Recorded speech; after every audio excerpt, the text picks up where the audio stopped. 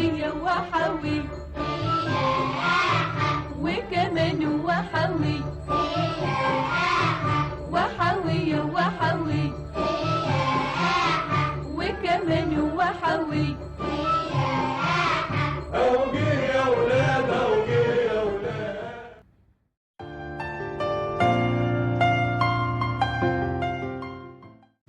ومكملين مع بعض زينة رمضان بأبسط التكاليف زي ما احنا اتفقنا مع بعض وكلنا منتظرين الحلقات دي. لو عندك ازازة زي ازازة مية اللي هي بتبقى الازاز ازازة شربات، طبعا كلنا هنبدأ نجيب الفيمتو.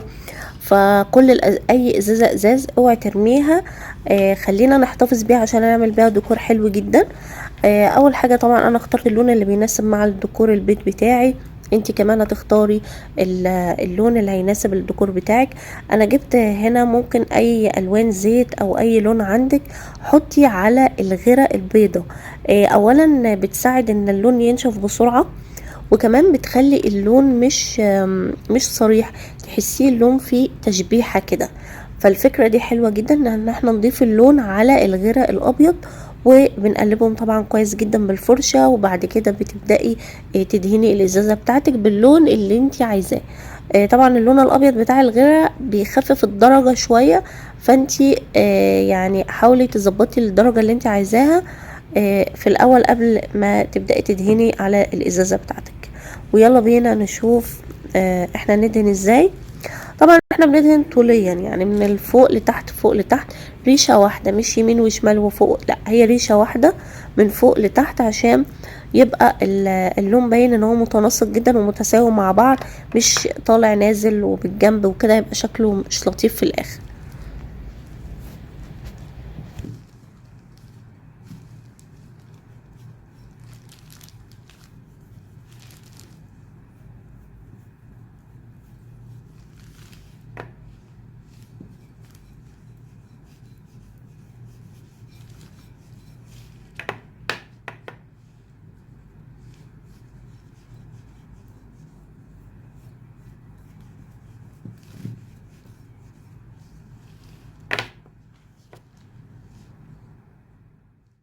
بعد ما بتدهني الازازه بتاعتك بلاش تسيبيها تنشف قوي، عشان احنا لسه عايزين نلزق عليها الجليتر، فاحنا عاملين اللون مع الغيره عشان كمان يبقى الجليتر سهل في اللزق.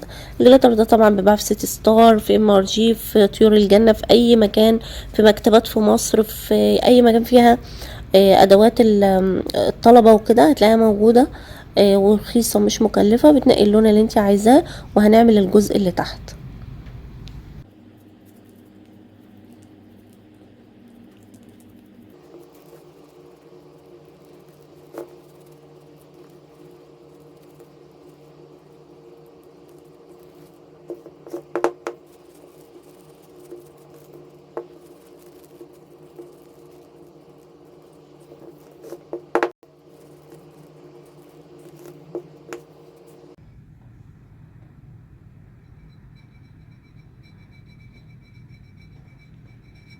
وهنا انا كتبت كلمة رمضان بالاقلام اللي هي الماركر.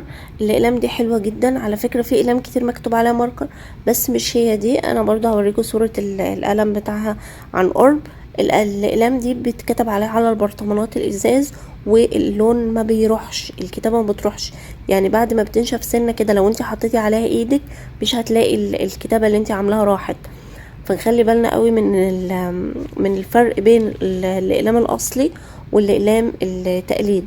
هما دول تقريبا كانوا جايين 4 من مكتبة جرير، وانا بوريكم اهو شكل القلم عشان تعرفوا شكله بالظبط. هما تقريبا كانوا جايين 4 من مكتبة جرير.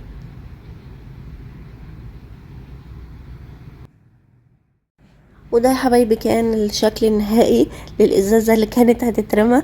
يعني مش عايزه اقول لكم مبهجه قد ايه، وشكلها شيك شيك جدا جدا، يعني فيها شبه من الحاجات اللي بتبقى في هوم سنتر، وحاجات اللي هي يعني مش اي ازازه احنا عملناها، لا شكلها مش شكلها بروفيشنال، شكلها مش شعبي، يعني الديكور بتاعها ديكور راقي جدا يليق بمتابعين اسرار سندريلا. وبعتذر طبعا عن صوتي، وانتظروا مني لسه معانا كتير ورمضان احلى مع ام فيروز.